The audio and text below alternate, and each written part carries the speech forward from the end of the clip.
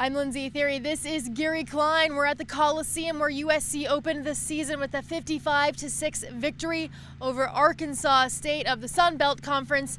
And Gary, this is exactly what USC needed. After a rough ending to training camp, Steve Sarkisian and the Trojans must be pretty happy. Well, I think USC fans are awfully happy to finally get out here to be able to see their team. Not everything perfect, but 55 points. They only give up 6. That's a pretty good opener. Quarterback Cody Kessler's in the early Heisman conversations. It was a good night for Cody, perhaps not a great night. 4 touchdown passes, but he also took 5 sacks. Yeah, the offensive line, which is supposed to be a strength, really struggled in the first half. They got it straightened out a bit in the second half. But Kessler, too, missed some receivers that he had open. I think those are things, when you look at first games, that will be tightened up. Next week they have Idaho, not a real power, again from the Sun Belt Conference, so I wouldn't be surprised if Kessler is sharper. One of the noticeable receivers that Kessler didn't have available throughout most of the game was Adoree Jackson, who came up with an injury on a punt return. I spoke with Adoree after the game. He said he thinks he'll be back next week, but it's got to be a little bit worrisome for USC. Well, they're calling it an abdominal strain.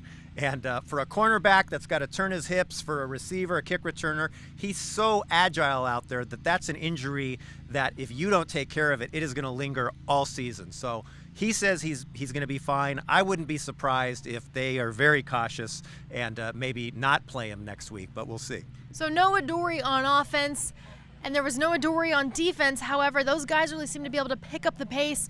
Chris Hawkins, who moved from cornerback to safety, had an outstanding night. Yeah, Chris Hawkins, when we asked about him going into the game, the defensive coaches were very non-committal about who was going to be starting, about anything. And Hawkins came up big with an interception. He had one last year against Boston College. He also recovered a fumble. So I think he proved something tonight, along with so many new players that played. I think Sarkisian said about 22 new players, 13 freshmen were out there, and several of them had significant impacts. You just took my question. 13 freshmen, 3 new players, Taylor McNamara, Isaac Whitney, and Daquan Hampton also in that group. How important is it for those guys to get out here and get some early reps? Well, we've heard so much over the years about how they've lacked depth, and they definitely We have heard a lot about that. They definitely have more players. You see guys like Ronald Jones. You see Osa Messina. Both those guys make big plays, but it's not just them. I think it's some of the lesser known players that are on special teams that are providing depth. And as the season goes on, USC is going to need that. And if those guys can step up, they're going to have roles. Because as the season goes on, it's not going to be all Sun Belt Conference opponents, though it will be again next week. Idaho will be in town. The following week, though, a little bit tougher of a challenge. It's going to be Stanford.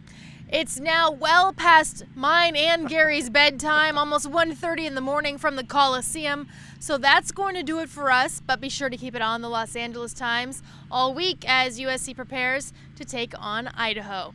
With Gary Klein, I'm Lindsay Theory for the Los Angeles Times.